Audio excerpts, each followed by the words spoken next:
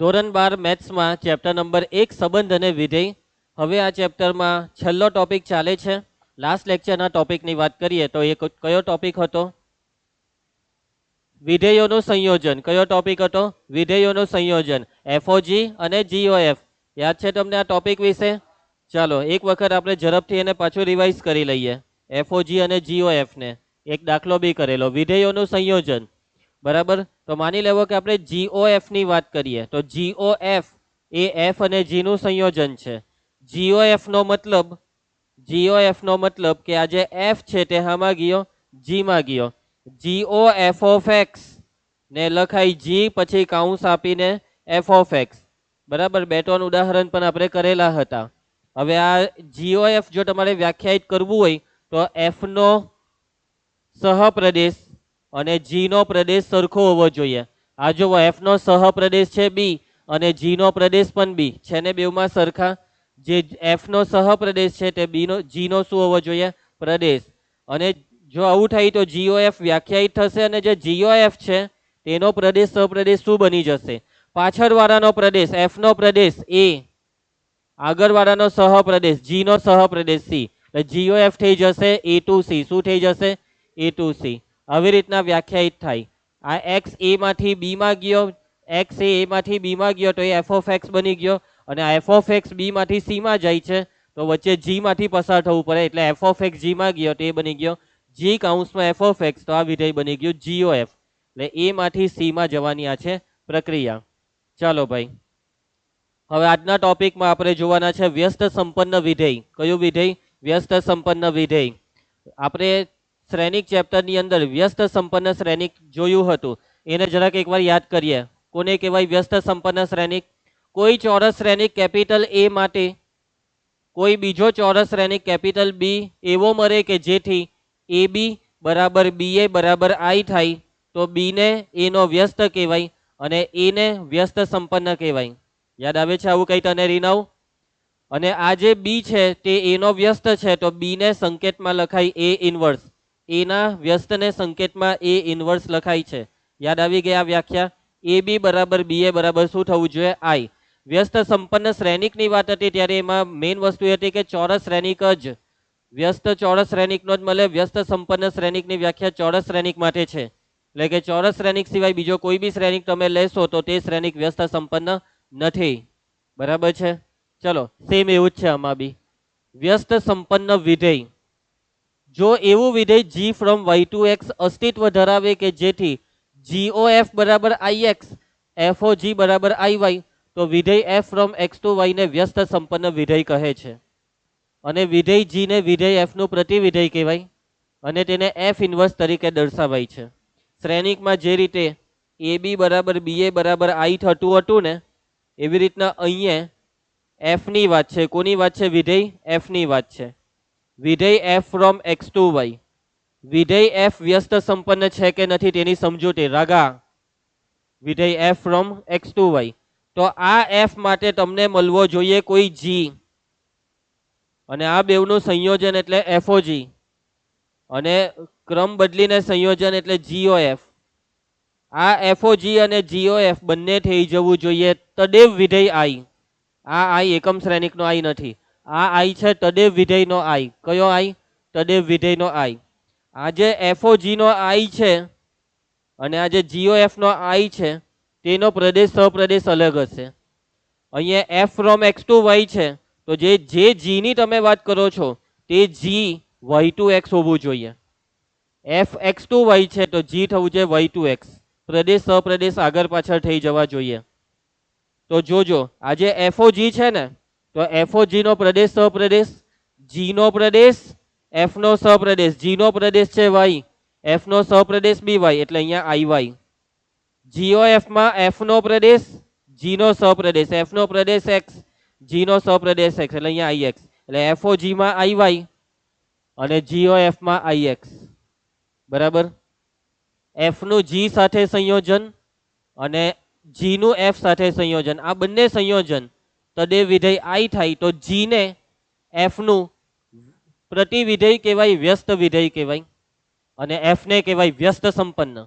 કેમ કે f નું વ્યસ્ત મળ્યું એટલે f વ્યસ્ત સંપન્ન થયો. સમજ પડી ગઈ? તો આ વિધેય એફ ને વ્યસ્ત સંપન્ન કહેવાય. જી ને કહેવાય એફ નું પ્રતિવિધેય. અને હવે આ જી ને જી ની કહેવાનું. હવે આ જી એફ ઇન્વર્સ થઈ જશે અને તેને એફ ઇન્વર્સ તરીકે દર્શાવાય છે. કોને વ્યાખ્યામાં સમજ નહીં પડી? રીનવ, કઈ જગ્યાએ નહીં સમજ પડી? એ ભાઈ જુઠ્ઠું નહીં બોલ. એમ કે લાસ્ટમાં નહીં સમજ પડી. આ જી ને એફ ઇન્વર્સ કહેવાય એમાં શું નહીં સમજ પડી? મેં લાસ્ટ હું સમજાવ્યું? સમથો જ છે, બહાનું કાઢે છે. એમ નથી કહેવા માંગતો કે સમજ પડી ગઈ. ચાલ બોલી દે એકવાર, સમજ પડી ગઈ એમ. બસ પૈટું. અમથો બરાબર છે. જો તારે સમજવાનું જે છે ને તે તને સમજ પડી ગઈ છે કે એફઓજી ને જીઓ એફ બેવ થવું જોઈએ આઈ. પૈટું એફઓજી ને જીઓ એફ બેવ શું થવું જોઈએ? આઈ. એટલે એફ વ્યસ્ત સંપન્ન છે, એફ નું પ્રતિવિધેય જી છે. હવે એ જી ને જી ની કહેવાનું, એફ ઇન્વર્સ કહેવાનું. હવે અહીંયા નીચે એક નોંધ આપેલી છે. પ્રતિવિધેયની વ્યાખ્યામાં સમજ પડી ગઈ ને વ્યસ્ત સંપન્ન વિધેયની વ્યાખ્યામાં? વિધેય વ્યસ્ત સંપન્ન માટે તમારે કોઈ જી ને હોધવો પડે. હું હોધવું પડે ક્રિસ? જી ને હોધવો પડે. હોધીને પછી ચેક કરવું પડે. હું ચેક કરવાનું? એફઓજી ને જીઓ એફ. બરાબર છે. હવે આ બધી પ્રક્રિયાનું કન્ક્લુઝન એ છે કે વિધેય એફ વ્યસ્ત સંપન્ન છે તે હોધવા માટે તમારે જે જી હોધવાનો છે તે નહીં હોધો તો બી ચાલે. બસ વિધેય એફ એક એક અને વ્યાપ્ત હોવું જોઈએ. કેવું હોવું જોઈએ? એફ એક એક અને વ્યાપ્ત. જો એફ એક એક અને વ્યાપ્ત હે તો ગેરંટી એફ વ્યસ્ત સંપન્ન છે. એફ વ્યસ્ત સંપન્ન હોય તો વિધેય એફ એક એક અને વ્યાપ્ત છે. અને એનું ઊંધું, જો એફ એક એક અને વ્યાપ્ત હોય તો એફ વ્યસ્ત સંપન્ન છે. એટલે ડબલ ઇમ્પ્લાઇઝ. જો, તો અને તો જ. જો એફ વ્યસ્ત સંપન્ન છે તો અને તો જ એફ એ એક એક અને વ્યાપ્ત છે. કોઈ પણ વિધેય એક એક અને વ્યસ્ત સંપન્ન છે તે નક્કી કરવા માટે બસ ખાલી એટલું જોઈ લો કે આપેલું વિધેય એક એક અને વ્યાપ્ત છે કે નહીં. જો વિધેય એક એક અને વ્યાપ્ત હોય તો તે વ્યસ્ત સંપન્ન છે. સમજ પડી ગઈ વાતમાં? કેમ એક એક અને વ્યાપ્ત હોવું જોઈએ? હે નિહાર, તું કેમ આવી રીતના કરે છે આજે? પેલા એમ કરતો હતો પછી એમ કરે છે. શું થાય છે તને આજે? જોજો હું તમને સમજાવું છું, વગર પગ હલાવીએ સમજ. આ છે એ, આ છે બી. અહીંયા આપણે લઈએ 1 2 3 ને અહીંયા લઈએ એબીસી. વિધેયની વ્યાખ્યા એવું કે પ્રદેશના દરેક ઘટકોએ એક તીર છોડવાનું. આ એકરાએ બી પર તીર છોડ્યું, બગરાએ બી પર તીર છોડ્યું અને તગરાએ સી પર તીર છોડ્યું. એટલે આ વિધેય થઈ ગયું. પરંતુ હવે આ જ વિધેય એફ, આને નામ આપો એફ. શું નામ આપો? F. F from A to B વિધેય. હવે અહીંયા જોજો, આના માટે પ્રતિવિધેય હોધો. પ્રતિવિધેય વ્યસ્ત સંપન્ન વિધેય છે આ એફ. તો જોજો, પ્રતિવિધેયની પ્રક્રિયા એવું કહે કે જી ફ્રોમ બી ટુ એ થવું જોઈએ. પછી બીજું કે એફ ઓફ 1 બરાબર બી, એફ ઓફ 2 બરાબર બી, એફ ઓફ 3 બરાબર સી. તો જી માટે જી ઓફ બી બરાબર 1, પછી જી ઓફ બી બરાબર 2. તો અહીંયા જી વિધેય છે અને જો જી વિધેય હોય તો વિધેયની શરતનું પાલન થવું જોઈએ. અહીંયા વિધેયની એક શરત ખોરવાઈ ગઈ. કઈ ખબર? કે જી ઓફ બી, જી માં બી મૂકીએ તો જવાબમાં 1 ને 2 હોય એટલે વિધેય જ નથી. વિધેય બે તીર ની છોડી શકે, દરેક ઘટકે એક જ તીર છોડવાનું. એટલે કે જો જી વિધેય હોય તો એ લોચો આ પડ્યો કે અહીંયા હું બી ટુ એ બનાવી દેમ. આ એ બી સી, અહીંયા 1 2 ને 3. તો આ બી એ 1 પર હો તીર માર્યું, બી એ 2 પર, એટલે વિધેય નહીં કહેવાય. બીજી બી એક શરત ખોરવાઈ વિધેયની. કઈ ખબર? આ એ તીર જ નહીં છોડ્યું, પ્રત્યેક ઘટકે તીર છોડવાનું 1. એટલે વાતને સમજો, કોઈ પણ વિધેયને પ્રતિવિધેય બનાવવા માટે, પ્રતિવિધેય શોધવા માટે ડાબી સાઈડે દરેક ઘટકે જમણી સાઈડના કોઈ એક જ ઘટક પર તીર મારવું પડે. એટલે આ એક એક હોવું જરૂરી છે. અનેક એક હોય તો રિવર્સમાં એક ઘટક 2 તીર છોડ દે. પ્રતિવિધેય એટલે રિવર્સ થવું જોઈએ, તો રિવર્સમાં લોચો પડે એટલે એક એક. અને બીજું વ્યાપ્ત કેમ? માની લેવો કે અહીંયા જે એક છે તેને એ પર તીર માર્યું, અહીં એક ઘટક રહી ગયો ડી. હવે આનું પ્રતિવિધેયમાં લોચો શું પડ્યો? ડી એ તીર નહીં છોડે, એટલે વ્યાપ બી હોવું જોઈએ. વ્યાપનો મતલબ કે પેલી સાઈડ બી બધાએ તીર આ બાજુ છોડે છે એટલા માટે. એટલા માટે જો કોઈ પણ વિધેય વ્યસ્ત સંપન્ન હોય તો તે કેવું છે રંગા? એક એક અને વ્યાપ્ત છે. કેવું છે? એક એક અને વ્યાપ્ત. ક્લિયર? આગળ વધીએ. ઉદાહરણ 17. આપણે જે ટોપિક શીખ્યા ને આ ટોપિકનો બસ ખાલી આ એક જ દાખલો છે તમારી ચોપડીમાં. હવે આમાં એક્ઝેક્ટલી લોચો શું છે ખબર? કેમ એક જ દાખલો? કેમ કે આ ટોપિક પછી એક સ્વાધ્યાય હોવું જોઈએ. એ કદાચ રિડ્યુસ સિલેબસ વાળી ચોપડી બનાવવાની પ્રક્રિયામાં ભૂલમાં એ સ્વાધ્યાય ઉડાડી દીધું. આખું સ્વાધ્યાય ઉડાડી દીધું છે એ લોકોએ. સમજી ગયા? એટલે એક જ દાખલો.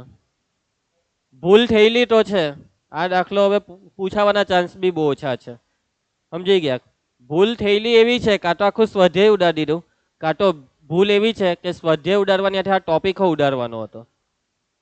હવે શું ભૂલ છે તે રામ જાણે. આપણી ચોપડીમાં આપ્યું છે એટલે ભણવું પડશે. તો ચાલો કઈ નહીં ભણીએ. ઉદાહરણ 17. F from N to Y. આ વાય ને ઓળખો? વાય ને એન ને ઓળખે? એન ને કોણ? એન એટલે કોણ? કેવી હા પાડી? એને જોયું તમે કે હા મેં તો એન ને ઓળખું. કોણ? બોલ. એમ કે પ્રદેશ. ભાઈ એન એટલે કોણ? કયો ગણ? પૂર્ણ સંખ્યા કે પૂર્ણાંક? જોયો? પૂર્ણ એમ કે પૂર્ણ એમ કે પૂર્ણ કે પૂર્ણાંકમાં પૂર્ણ થોડું આવે. શું આવે? શું કે આને કહેવાય બગ્ગા મારવા. ભાઈ તને એન એટલે નહીં ખબર, તું કેમ આવા બગ્ગા મારે છે? એન એટલે પ્રાકૃતિક. હું કઈ માને છે? પાયો કહેવાય અને પાયો, ગણિતનો પાયો. બધા જ ચેપ્ટરમાં આ ગણ વિશે આપણે કઈ ને કંઈક તો આવી જ જાય. આ વિધેય તો બધા જ ચેપ્ટરમાં આવશે. હવે આના પછી બીજા ચેપ્ટરનું નામ શું છે? ત્રિકોણમિતીય પ્રતિવિધેયો. એના ભાઈ પાંચમું ચેપ્ટર કયું છે? સાતત્ય અને વિકલનીયતા. એમાં બી વિધેય જ આવે. મોટા ભાગના બધા ચેપ્ટરમાં વિધેય આવે, વિધેયમાં ગણ આવે. અને એ ગણને તું નથી ઓળખતો બેશરમ જેવો. એન એટલે પ્રાકૃતિક સંખ્યાનો ગણ. આ વયને ઓળખો? વય ઓળખે? વયને જો એવી રીતના વિચારે છે કે પહેલા ઓળખતો હતો પણ અત્યારે ભૂલી ગયો છે. અલા ભાઈ વય તો કોઈ દિવસ આવ્યો જ નથી, આજે પહેલી વાર આવ્યો. આવી રીતના નહીં વિચાર તું વય કોણ છે એમ નહીં વિચાર. ચાલો, આ વય એ કોઈ નથી, કોઈ ફેમસ નથી. એમ જે હોય તે પણ ફેમસ નથી. એ વય નું અહીંયા લખેલું છે આ રહ્યું. ચાલો, એફ ઓફ એક્સ બરાબર 4x વત્તા 3. આ 4x વત્તા 3 એટલે સુરેખ બહુપદી. મેં તમને સુરેખ બહુપદી વિશે એક વાક્ય કીધેલું. એક એક ને વ્યાપ બે જ થાય. તો આવું એક વિધેય આપી દીધું. હવે આ વિધેયમાં વય શું છે તે જોજો. હે, y belongs to capital N. એટલે આ કેપિટલ Y માં એવી પ્રાકૃતિક સંખ્યા છે કે જે પ્રાકૃતિક સંખ્યા માટે y એ 4x વત્તા 3 જેટલો થાય કે જેમાં x એ પ્રાકૃતિક હોય. આ સમજ પડી? y માં x belongs to capital N. એટલે x બરાબર 1 લેવો તો y બરાબર 4 ને 3 7 એટલે y માં છે 7. પછી x બરાબર 2 લેવો તો 4 નું 8 ને 3 11, y માં છે 11. એટલે કે આ જે y છે ને તેમાં છે 7 11. 3 લઈએ તો 4 તાલી 12 ને 3 15. સમજી ગયા? આ છે y. હવે y માં જે બી આવે તે ધન જ આવવું જોઈએ, ઋણ આવે તો નહીં લેવાનું. આ છે y. એટલે કે શોર્ટમાં આ y શું છે ખબર? આ y વિસ્તાર છે. આ y એમ સહપ્રદેશ છે અને આ સહપ્રદેશ જ વિસ્તાર કેમ થયો?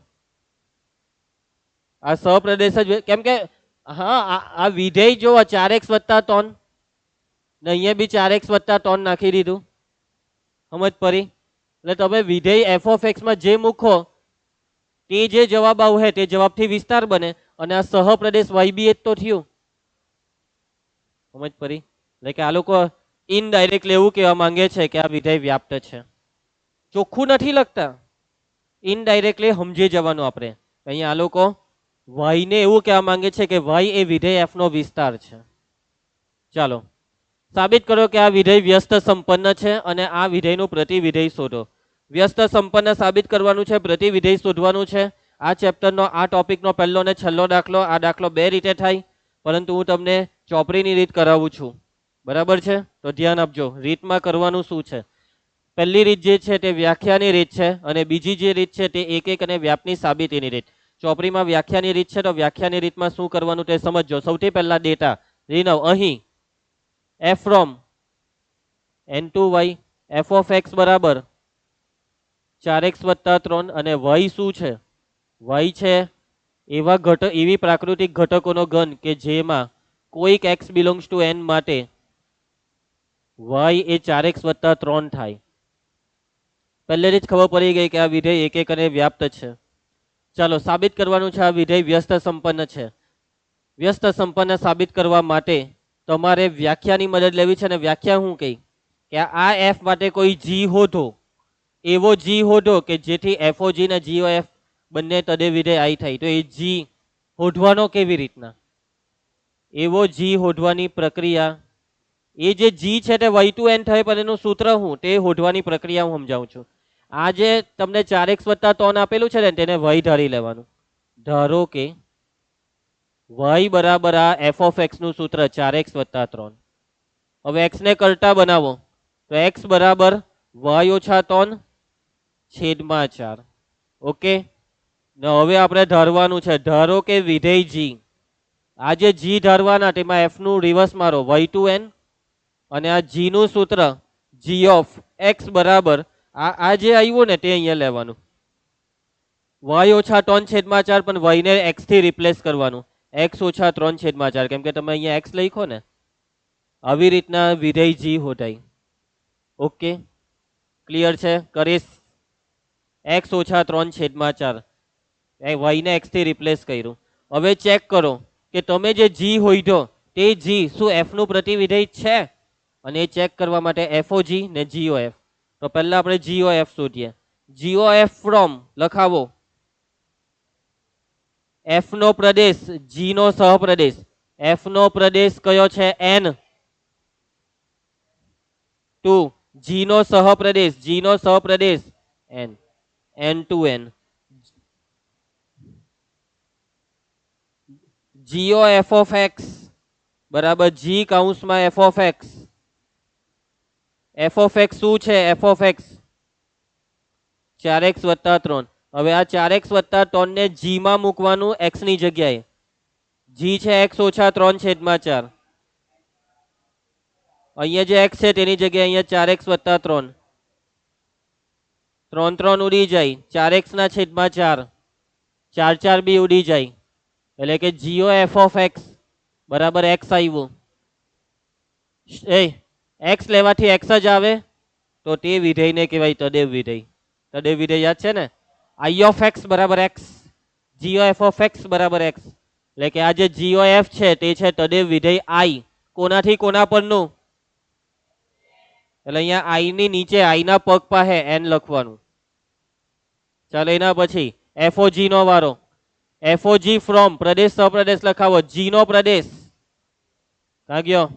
g નો પ્રદેશ y ટુ f નો સહપ્રદેશ y. FOG of x બરાબર f કૌંસમાં g of x. Ranga g of x x - 3 છેદમાં 4. ધ્રુવી અને f માં મૂક. આર્યો f 4x + 3. 4x + 3 માં x ની જગ્યાએ આર્યો x - 3 છેદમાં 4. 4 4 ઉડી જાય. x - 3 + 3 માં 3 3 ઉડી જાય. આપણે પાટિયું જેવું બેહાડલું છે કે x આવવાનું જ છે. બરાબર, એટલે અહીંયા સાબિત થઈ ગયું છે કે FOG પણ તદેવ વિધેય છે. કોનાથી કોના પરનું? y થી y પરનું. માટે f એ વ્યસ્ત સંપન્ન છે.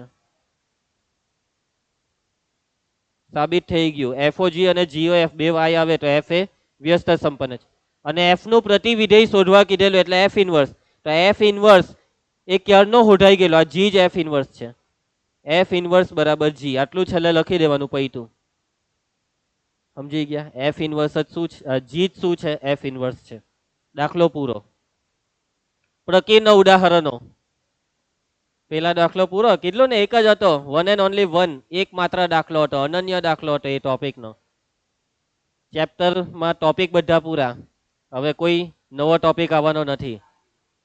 હા, હા ચાલો રંગારાજુ ઉદાહરણ 18 ચાલો મસ્ત દાખલો છે પાછું પેલું સ્વવાચક સંમિત પરંપરિત બધું યાદ છે ને ભૂલી નથી ગયા ને 100% મને લાગતું છે આ ભૂલી ગયો યાદ છે ને જો પાછું એકવાર શોર્ટમાં યાદ કરી દઈએ કોઈ ગણ કેપિટલ એ આપ્યો હોય એના પર કોઈ વ્યાખ્યાયિત સંબંધ આર આપ્યો હોય તો સ્વવાચકમાં એ ના પ્રત્યેક ઘટક માટે એ કોમા એ આરમાં તો સ્વવાચક સંમિતમાં આરમાં જેટલા બી ઘટક છે તેનું રિવર્સ આરમાં તો સંમિત પરંપરિતમાં આરમાં માની લેવું એ બી ને બીસી છે તો એસી આરમાં હોવો જ જોઈએ તો પરંપરિત તોને તોન થાય તો સામ્ય ને સામ્ય વર્ગ વાળું યાદ છે ને સામ્ય વર્ગમાં જે બી ગણ આપ્યો હોય તે ગણના ટુકડા પાડવાના એ ટુકડાઓમાં દરેક ટુકડાના ઘટકો પોતે પોતાની સાથે સંબંધ આર દ્વારા સંબંધિત કોઈ પણ એક ગણનો ઘટક એ કોઈ બીજા ગણના ઘટક સાથે સંબંધિત નથી દરેકને ભેગા કરવાથી આખો આપેલો ગણ બને કોઈ પણ બેમાં કઈ કોમન નહીં આ છે સામ્ય વર્ગ ચાલો R1 અને R2 ગણ એમાં સામ્ય સંબંધ હોય તો સાબિત કરો કે R1 છેદ R2 પણ સામ્ય બે સામ્ય સંબંધનો છેદ પણ સામ્ય થાય એવું સાબિત કરો R1 છેદ R2 ને સામ્ય સાબિત કરવાનું છે એના માટે તમારે સાબિત કરવું પડશે કે R1 છેદ R2 સ્વવાચક બી છે સંમિત બી છે પરંપરિત બી છે તો પહેલા R1 છેદ R2 ને આપણે બતાવીશું સ્વવાચક સૌથી પહેલી એક લીટી જે આપેલું છે તે લખવાનું તો અહીંયા તમને રકમમાં આપેલું છે કે R1 અને R2 કેવા છે બોલો R1 અને R2 અહીં હા નથી અહીં R1 અને R2 એ સામ્ય સંબંધ છે ચાલો નંબર 1 પહેલા આપણે સ્વવાચકની સાબિતી આપીશું સ્વવાચકતા R1 છેદ R2 ને કેવી રીતના સ્વવાચક સાબિત કરશો સાબિત કરવાનું છે સામ્ય કા આ સાબિત તો એને સામ્ય સ્વીકારી કેવી રીતના લીધું નિહાર જે સાબિત કરવાનું છે તેને તું પહેલાથી સ્વીકારી લીધું એવું થોડું ચાલે ધ્યાન આપજો બહુ સિમ્પલ સાબિતી છે બહુ જ સિમ્પલ R1 છેદ R2 ને સામ્ય સાબિત કરવા માટે એ પર વ્યાખ્યાયિત છે તો જોજો ધારો કે small a belongs to capital એ માંથી મેં કોઈ ઘટક સ્મોલ a લઈ લીધો છે આ સ્મોલ a કેપિટલ એના બધા જ ઘટકની વાત આવી ગઈ R1 અને R2 કેવા છે સામ્ય જો R1 અને R2 સામ્ય હોય તેનો મતલબ R1 ને R2 સ્વવાચક છે સંમિતો છે પરંપરિત R1 ને R2 not there intersection okay એટલે બેવનો છેદ હજી સામ્ય સાબિત નથી થયો એમ કેમ છું તને નહીં સમજ પડલી ને પહેલા મેં ઇંગ્લિશ બોલ્યો ત્યારે વેરી ગુડ ચાલો હવે R1 અને R2 સામ્ય છે માટે R1 અને R2 જો સામ્ય હોય તો એનો મતલબ ઉભા રહેજો અહીં R1 અને R2 સામ્ય છે ને જો આ બંને સામ્ય હોય તો એનો મતલબ કે આ બંને સ્વવાચક બી છે R1 અને R2 કેવા છે સ્વવાચક ચલો જોજો હે કરીશ R1 સ્વવાચક છે એનો મતલબ કે જો આ સ્મોલ a કેપિટલ a માં હોય ને R1 સ્વવાચક છે તો એનો મતલબ 100% a કોમા a R1 માં છે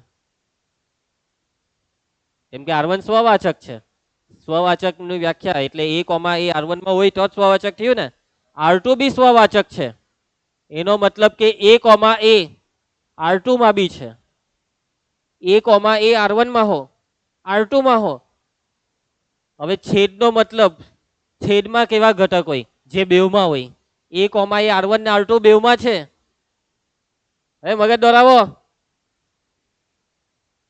a કોમા a R1 માં હો છે R1 R2 માં હો છે એનો મતલબ a કોમા a બેવના છેદમાં છે આવી ગયો a કોમા a R1 છેદ R2 માં આવી ગયો સાબિત થઈ ગયું R1 છેદ R2 સ્વવાચક છે જે a કોમા a ના R1 છેદ R2 માં બતાવવા માંગતા હતા બતાવાઈ ગયો આવી રીતના પાટિયું વ્યવસ્થિત રીતે બેહારવાનું છે યોગ્ય રીતે બેહારવાનું છે માટે R1 છેદ R2 કેવું છે સ્વવાચક છે નિહાર તને નહીં સમજ પડી આ નિહાર કેમ બહુ ધીરે રહીને બોલ્યો આજે સમજ પડી હોય ને તો એમ ફટાક દઈને બોલવાનું હોય છે લાગે આજે એના મોઢામાં કઈ થયેલું છે એટલે કે એનું મોઢા પર કઈ ને કઈ હાથ ઢાકે છે ને એવું કંઈક કરે છે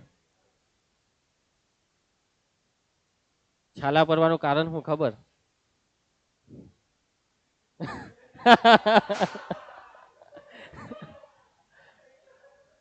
હા પેલું શબ્દ યાદ નથી આવતો, એકદમ સારો શબ્દ બોલવો પડે. કબજિયાત. હા મોટે ભાગે કબજિયાતના લીધે છાલા પડી જાય છે. નિહાર બેટા કઈ વાંધો નહીં, જરાક પેટ સાફ કરવું પડે બેટા તારે. ઓકે ચાલો હોય. ધ્યાન આપજો. એના પછી સ્વવાચક પછી સંમિત. સંમિતતા કેવી રીતના તમે સાબિત કરશો કે R1 છેદ R2 સંમિત છે? સંમિત સાબિત કરવા માટે R1 છેદ R2 માં જેટલા બી ઘટક છે, જેટલી બી ઓર્ડર પેર છે, તેની રિવર્સ પણ એમાં જ છે. તો કોઈ એક લઈ લેવું, કોઈ એક ધારી લેવું. A, B ધારો કે રીનવ, ધારો કે ઓર્ડર પેર A, B હામાં છે બિલોંગ્સ ટુ R1 છેદ R2. હવે આ AB ની રિવર્સ ને R1 છેદ R2 માં કેવી રીતના લાવવો?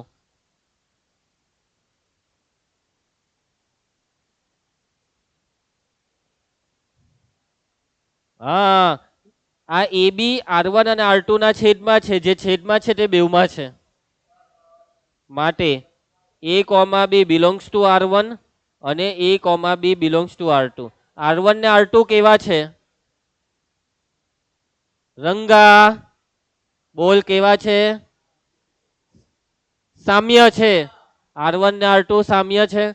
અને જો R1 અને R2 સામ્ય, તેનો મતલબ R1 ને R2 સંમિત છે. R1 સંમિત, R1 સંમિત એટલે AB R1 માં તો BA R1 માં. કેમ? કેમ કે R1 સંમિત. R2 હો સંમિત. જો R2 સંમિત હોય તો AB નું રિવર્સ BA પણ R2 માં. આનું કારણ કે R1 અને R2 સંમિત. સામ્ય ઉપર લખેલું છે એટલે ડાયરેક્ટ લખાય કે આ સંમિત છે, એટલે આ AB નું રિવર્સ બેવમાં ગયું. હવે BA R1 માં હો ને R2 માં હો, તેનો મતલબ BA બેવના છેદમાં.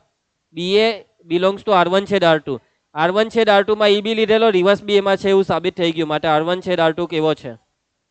સંમિત છે. સમજ પડતી છે ને? તો બહુ ઈઝી છે, બસ પાટિયું બેહારવાનું છે. સેમ આવું જ પાટિયું પરંપરિતમાં બેહારજો. યોગ્ય પાટિયું. પરંપરિતતા કેવી રીતના સાબિત કરશો? પરંપરિત ધારી લેવો બે ઘટક. ધારો કે AB અને BC બેવ હામાં છે R1 છેદ R2 માં. હવે AB ને BC એ આ બેવના છેદમાં છે, એનો મતલબ R1 માં હો છે R2 માં હો છે. AB, BC belongs to R1 અને AB, BC belongs to R2. પરંતુ R1 અને R2 તો કેવા સંબંધ હતા? સામ્યનો મતલબ બેવ કેવા થવાના? પરંપરિત. અને જો R1 પરંપરિત હોય તો એનો મતલબ કોણ R1 માં છે? આ બેનું કોમ્બિનેશન AC R1 માં છે, કેમ કે પરંપરિત છે. ધ્રુવે R2 હો પરંપરિત, એનો મતલબ કોણ R2 માં? આ AC R2 માં. અને એનું કારણ શું? કારણ કે R1 અને R2 પરંપરિત છે ભાઈ. અને જો આ બેવ R1 અને R2 બેવમાં હોય આ ઘટક A, C, તો એનો મતલબ છેદમાં છે. A, C belongs to R1 છેદ R2. માટે R1 છેદ R2 કેવું છે? પરંપરિત છે. અને તોને તોન છે, એનો મતલબ સાબિત થાય છે કે R1 છેદ R2 સામ્ય છે. આવડી જાય ને? કઈ વાંધો આવે? શું રીનવ સિવાય દરેક વિદ્યાર્થી ઘરે ગઈને પ્રેક્ટિસ કરશે? શું કુશ સિવાય બી દરેક વિદ્યાર્થી ઘરે ગઈને પ્રેક્ટિસ કરશે? રીનવ તું કરશે પ્રેક્ટિસ? મને આને જવાબમાં દમ નહીં લાગ્યો. મરેલા જેવો જવાબ આપ્યો. ચાલો છોડો. ઉદાહરણ 19. જો કેપિટલ A એ ધન પૂર્ણાંકોની ક્રમયુક્ત જોડોનો ગણ છે, ગણ A પર R એ જો XV બરાબર YU તો અને તો જ XY R UV દ્વારા વ્યાખ્યાયિત સંબંધ છે, તો સાબિત કરો કે R એ સામ્ય સંબંધ છે. જો ધ્યાન આપજો. હવે અહીંયા એક સમજવાની વસ્તુ એ છે કે 1,2 એ R માં હોય ને તો આને તમે બીજી બી એક રીતે લખી શકો 1R2. આ બેવનો મતલબ એક જ છે. 1,2 બિલોંગ્સ ટુ R અને આ લખેલું છે 1 ઇઝ રિલેટેડ વિથ 2. 1R2 આ બેવનો મતલબ એક જ છે. 1R2 નો મતલબ 1, 2 બિલોંગ્સ ટુ R. 3R4 નો મતલબ 3, 4 બિલોંગ્સ ટુ R. ગૂંચવાટાની આ બેવનો મતલબ એક જ છે. ઓકે, એટલે અહીંયા જુઓ એક્સ વાય અને વાયુ ની યુવી ની વચ્ચે આર છે, એનો મતલબ હું એક્સ વાય આર યુવી નો મતલબ કે આ બેવની વચ્ચે સંબંધ છે. એનો મતલબ કે આ બેવ ઘટકથી બનતી ઓર્ડર પેર, કઈ ઓર્ડર પેર? Order pair x Y comma order પેર યુવી, આ ઓર્ડર પેર આર માં છે. આ બેવનો મતલબ એક જ છે. ઓકે, પરંતુ આ લખવામાં જરાક ઓકવર્ડ થઈ જાય. ઓર્ડર પેર ની ઓર્ડર પેર, આ બે ઓર્ડર પેર ને એની ઓર્ડર પેર એમ, એટલે આવું લખવું વધારે યોગ્ય લાગે. X Y R U V, clear? એટલે ગૂંચવાઈ નહીં જતા. ચાલો, કેપિટલ એ શું છે? અહીં કેપિટલ એ બરાબર ધન પૂર્ણાંકોની ક્રમયુક્ત જોડોનો ગણ. સંકેતમાં લખાઈ શકશો તમારામાંથી કોઈ આને?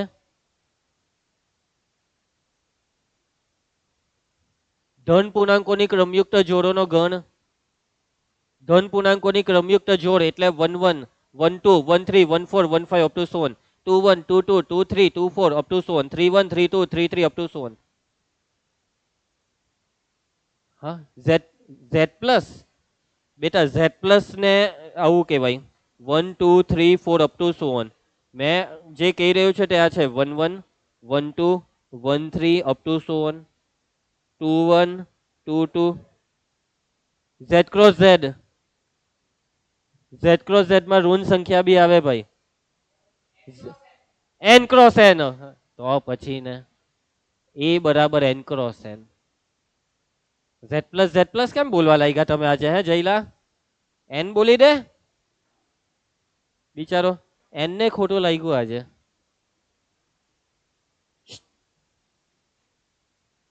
આગળ વધીએ નાવ્યા. a બરાબર n ક્રોસ n લખી દીધું છે.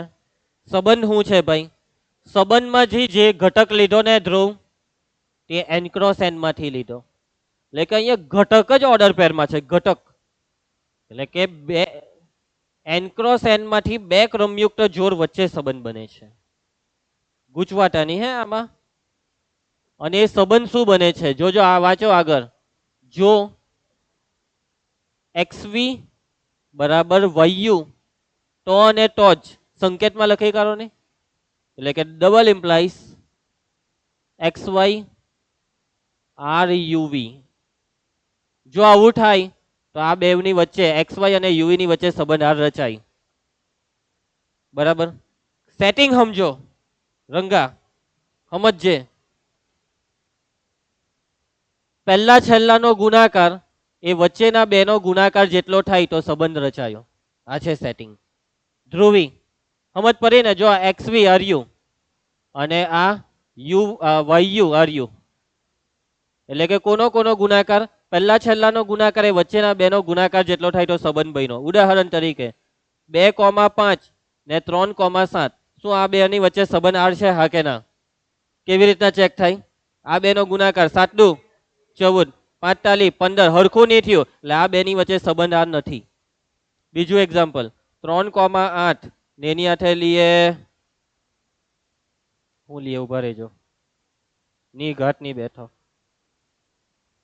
ના, પાટિયું બેહાડતો છું, આ લોચો પડે છે. ઉભા રહ્યો.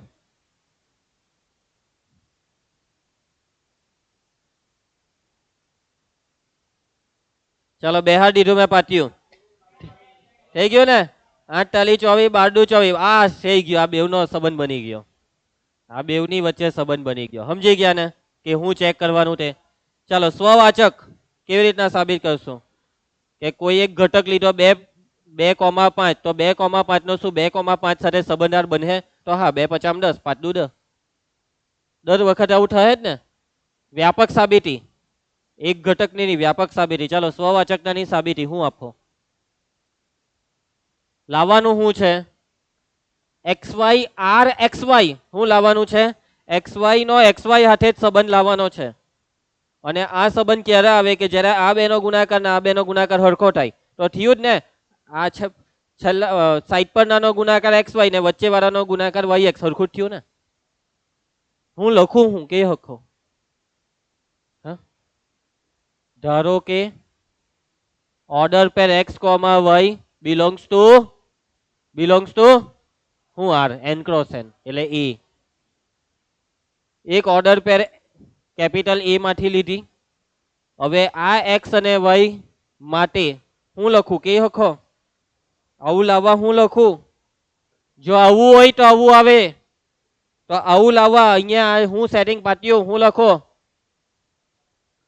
એક્સ વાય બરાબર વાય એક્સ. આ વખતે મેં કઈ ખોટું લખ્યું, મેં ખાલી ક્રમ બદલ્યો, એક્સ વાય ની જગ્યાએ વાય એક્સ કરી દીધો. ને એક્સ વાય બરાબર વાય એક્સ નો મતલબ કે ભાઈ X Y R X Y, આ બેનો ગુણાકાર એક્સ વાય બરાબર આ બેનો વાય એક્સ. સમજ પડી? ક્લિયર છે? આ બેની જોડ એક્સ વાય ને આ બેની એક્સ વાય થઈ ગયું. માટે સાબિત થાય છે કે આર એ સ્વવાચક છે. ચાલો સંમિતતા, સંમિત કેવી રીતના સાબિત કરશો?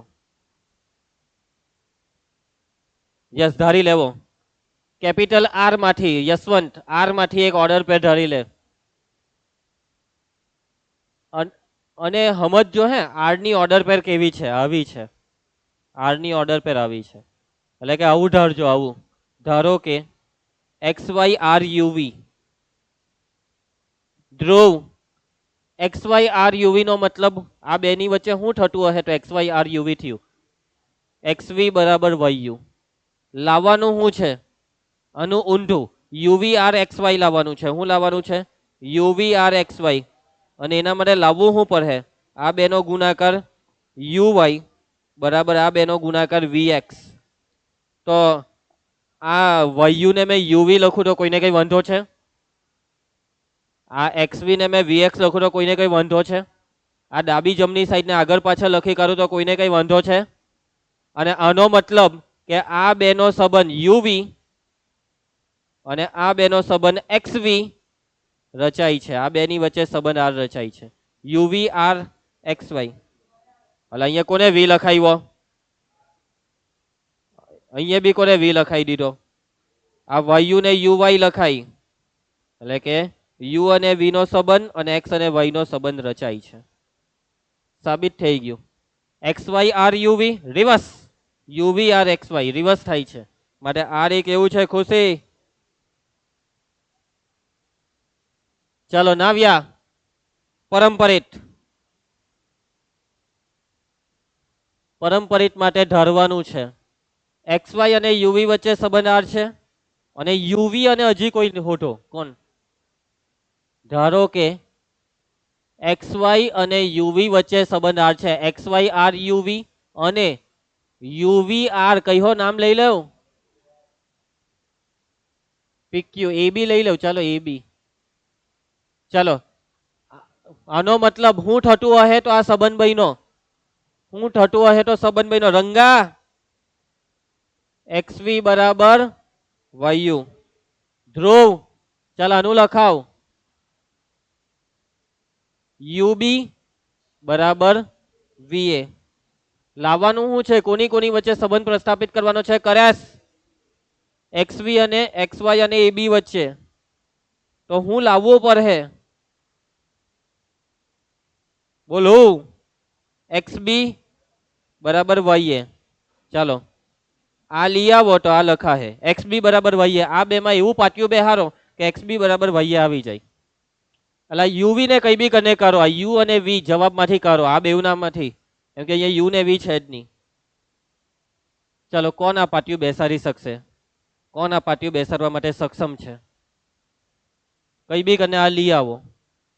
આના પછીના બે સ્ટેપ એવા છે કે એ સ્ટેપ પછીનું સ્ટેપ આ છે એક્સ બી બરાબર વાય. તો એ વચ્ચેના બે સ્ટેપ કયા છે? આ બેનું એવું તો શું કરીએ કે આવું આવી જાય?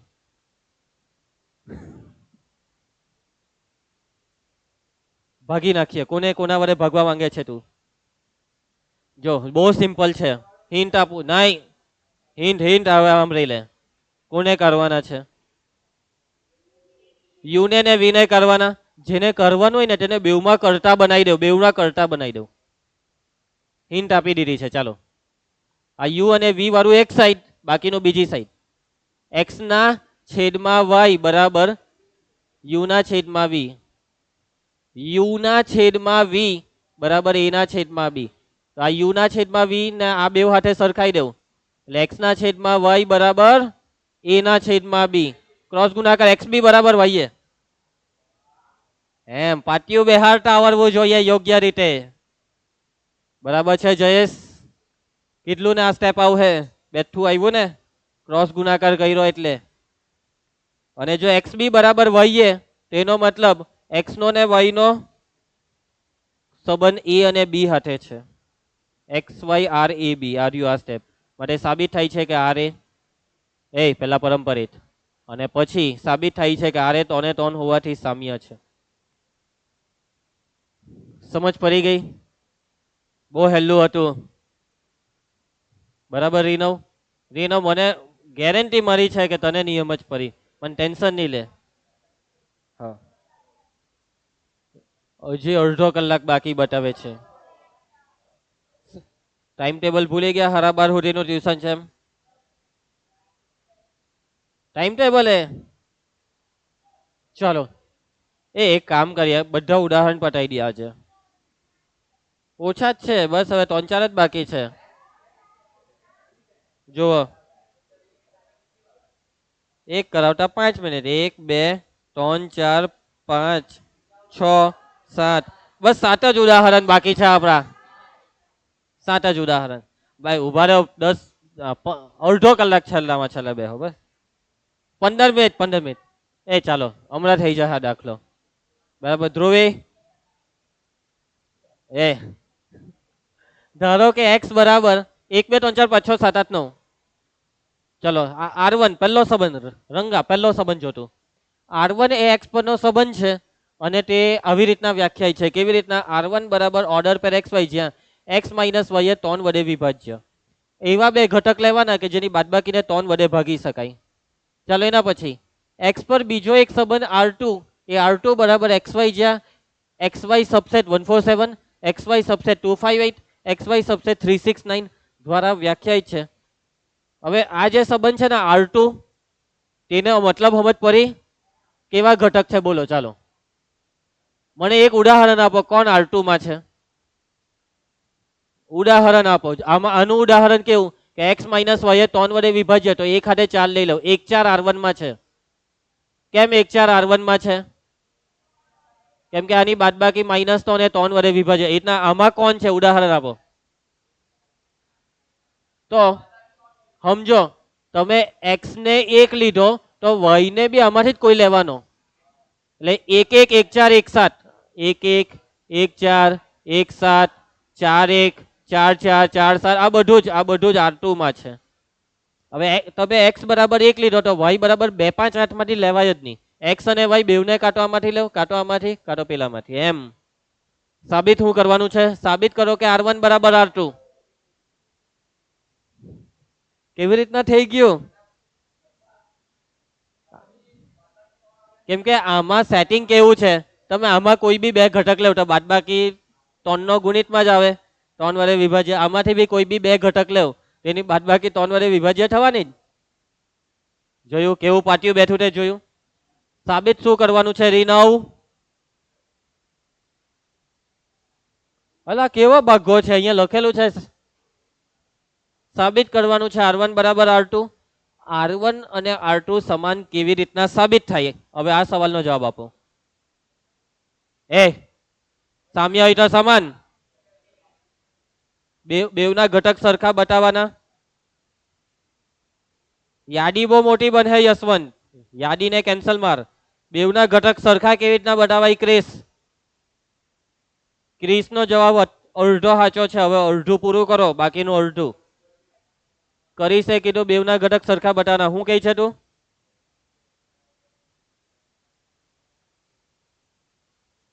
ધોરણ 11 નું પહેલું ચેપ્ટર ઘન. બે ઘન એ અને બી સમાન સાબિત કેવી રીતના કરતા?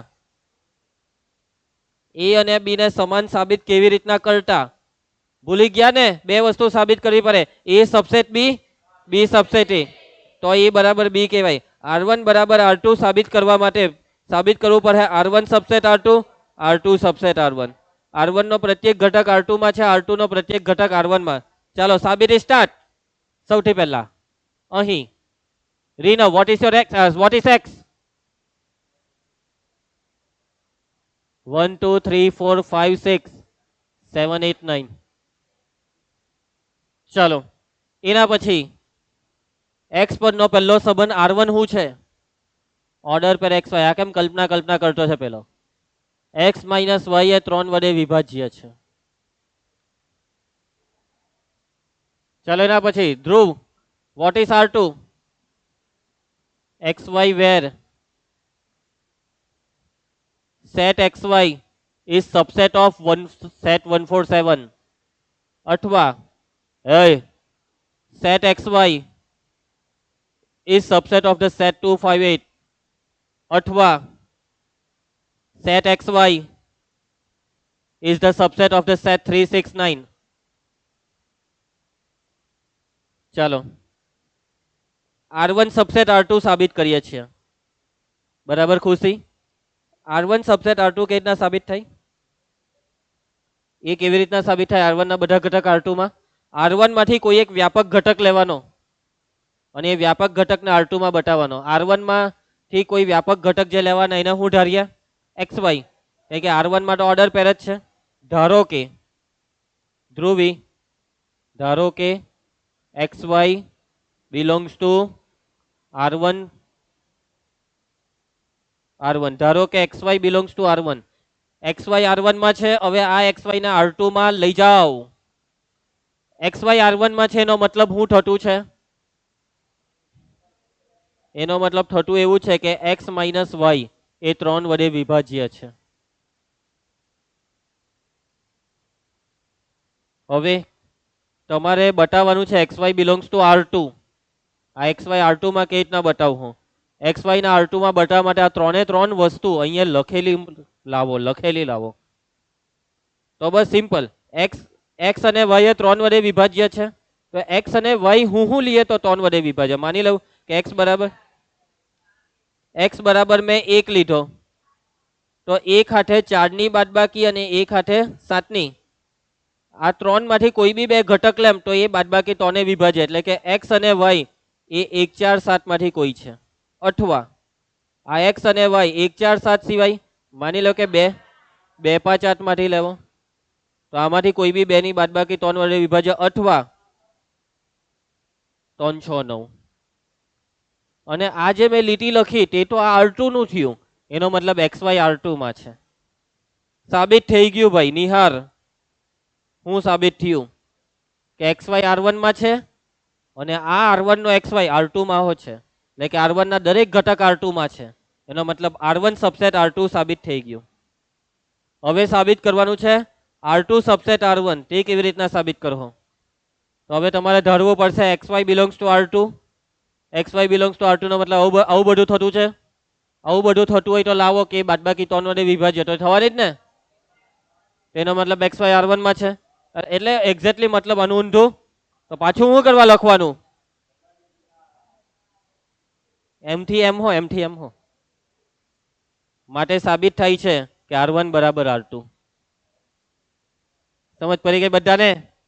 ચાલો હજી ટાઈમ છે યાર. હું પ્રિન્ટ જોઈએ? ઓકે સારું, ચાલો બસ આજે આટલું રાખીએ. લખીને આવજો આવતીકાલે. નાલાયક સાંભળ, તું જ કેવો બગ્ગો છે આ. લખીને આવજે ને બધું વાંચીને આવજે. આજે હું તારા પપ્પાને ફોન કરવાનો છું. સારું ચાલો કાલે મળીએ.